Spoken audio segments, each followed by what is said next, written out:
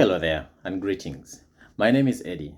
It's a joy and a big honor for me to be speaking with you today on this World Refugee Day 2024, a day that was designated by the United Nations.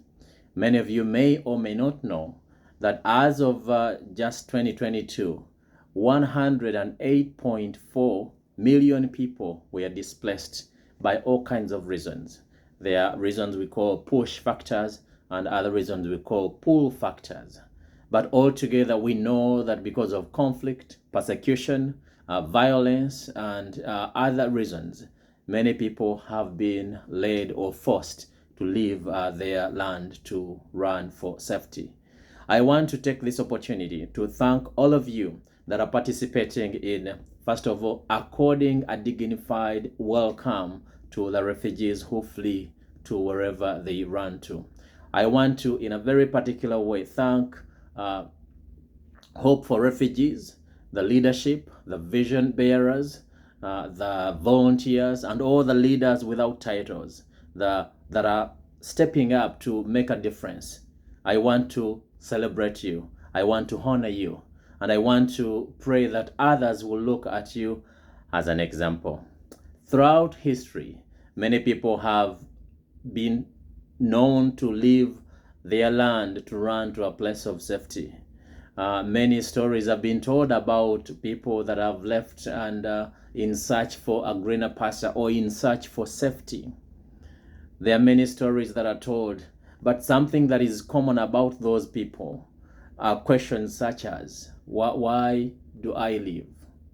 Questions such as, how will I manage the difficulties that are going to be in the journey? Questions such as, who will welcome me?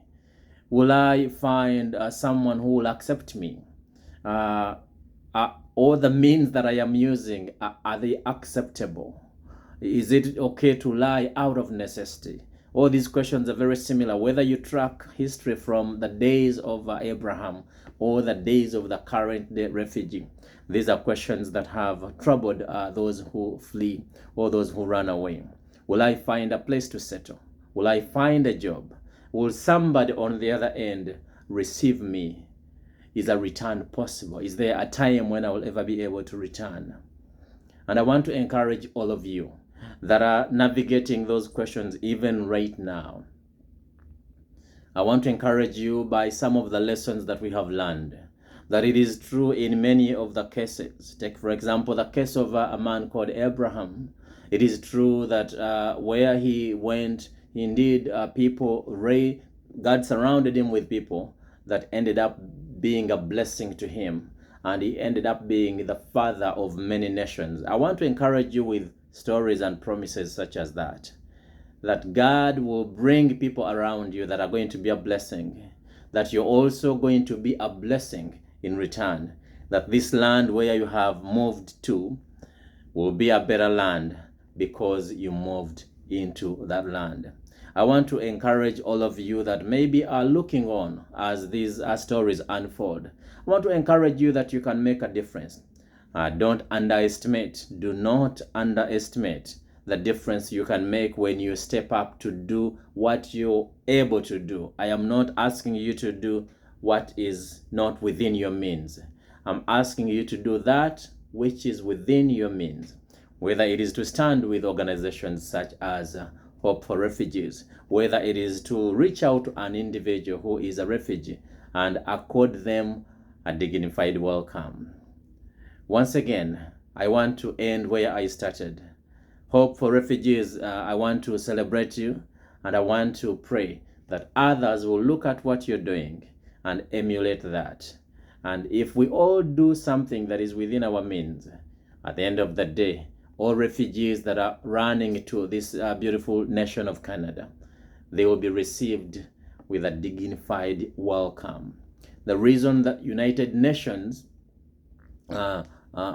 instituted this day is to shine light or to highlight that, first of all, the rights and the needs, but also the dreams of people that we call refugees. The aspirations, but particularly the very important part of welcoming those who flee. So I want to encourage all of you and to thank you all of you who are participating in welcoming all those who flee. God bless you. My name is Eddie, and it's an honor to speak to you on this day as part of the board of Hope for Refugees, but also as part of just humanity who cares to make sure that just as we were received at a point in time, all of us we were received when we ran away from where we ran away from. I want to encourage all of you to do your part in making sure that every refugee across the globe is welcomed with dignity. Thank you for listening and enjoy the rest of the evening. God bless you. And my name once again is Eddie Jumba.